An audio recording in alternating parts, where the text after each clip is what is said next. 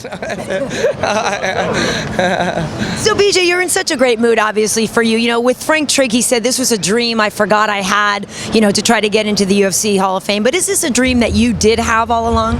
You know, as time went on, and like I said in my speeches, I started, you know, it was too deep, I couldn't get out. And it got to the point when I was doing this and I was just so into it, and I was like, yeah, right, you better put me in this thing, or you just, because I was so enveloped and in it, and just, it's like bigger than the belt. It's like everybody's treating me like it's like I won the belt again, but even bigger or something, and it's just very humbling and very satisfying. And was there a turning point fight for you where you realized that I'm all in now?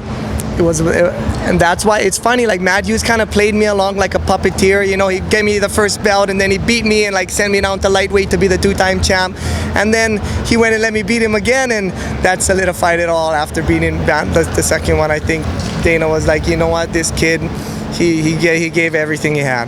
And do you feel that you accomplished everything you wanted to? Was there somebody that you wanted to fight that you didn't get to, something that you wanted to achieve that you actually didn't? You know what, at first I thought there was, and then I looked back, and like I said, I didn't even want to go this far. I just wanted to win once, go back to a normal life, you know, and be like, yeah, I was the champ once, I was, but you know, it became my identity, it became who I was, and that's what people will always remember me for, and I'm fine with that. Well, and the cool thing is, too, you are, you know, the patron saint now, the father of all Hawaiian fighters. Do you see anybody that you feel is the next-gen BJ Penn, or somebody that you feel like, you know, really has the potential to do something great like you did? The next guy from Hawaii, you know, we don't have the same skill set, but the guy I'm keeping my eye on is Max Holloway. You know, he's come up here, he's doing awesome, he's doing good things, he's very confident, he's got good size for the division, you know, so I'm keeping my eye on him, you know. My dibs are on him, that he's gonna go far, and you know, I don't want to speak too soon for him or anybody, but you got this, boss. Well, I was here a year ago when you had your retirement fight, your last fight against Frankie Edgar.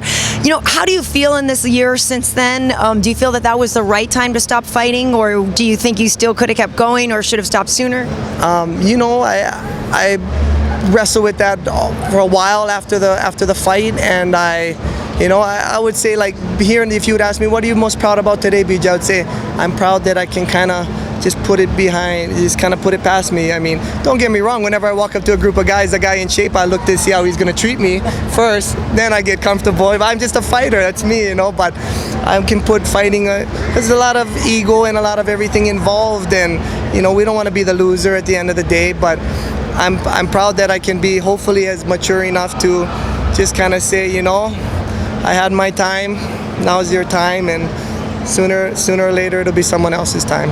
Although you do see sometimes after a fighter, you know, retires from MMA, they get back into their roots. So I could see you doing jiu-jitsu. Is this something, you know, we know you can do jiu-jitsu for the rest of your life. Would you get back into being competitive there?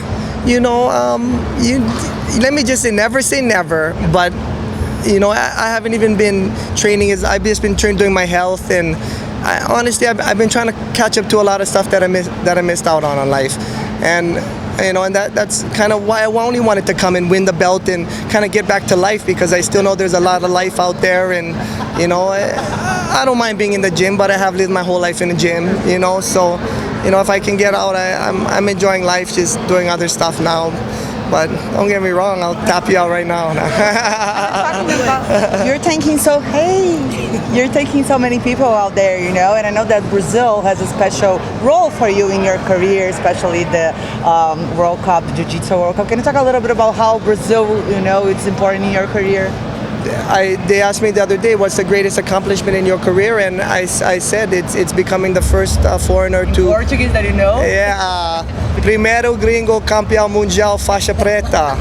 Becoming the first one is me, BJ Penn, but that was why Dana let me in the first place. The jiu-jitsu had so much respect. Dana said, this guy's a jiu-jitsu guy, I'm going to try him out, I'm going to bring him in. And that was the start, and that's why I say till today, jiu-jitsu, that title, that gold medal that day from the 2000 jiu-jitsu is my greatest accomplishment, and I put it right next to my UFC belts, and they all sit in the same place. How was it for you, you know, having all these fans cheering here for you today? It was special. How were you feeling there? I'm very happy. You know, I feel a lot of relief. It's not like a normal one where all this pressure and I gotta back something up I said. It's kind of just like, here, this is what I say, and yeah, believe it or not, up to you. I don't gotta come back myself up in a month about it. So I was like, you know, kind of much more relaxed and just very happy to see the love and all the fans and all the support, and too good. And thank you for coming from Brazil, Anaísa. Thank you. This week it's the UFC 189. Aldo was supposed to fight. I know that you're close to him. Any advice on him about all these McGregors, you know, talking about him, you know? If you could say anything to Aldo, what would be? Yeah, Aldo, you're the old lion. You're the champion. You're the guy, you know, you're the one with the record. You're the one with the goal. You're the one with all the records, man. You know, the lion doesn't care that the sheep laughed at him.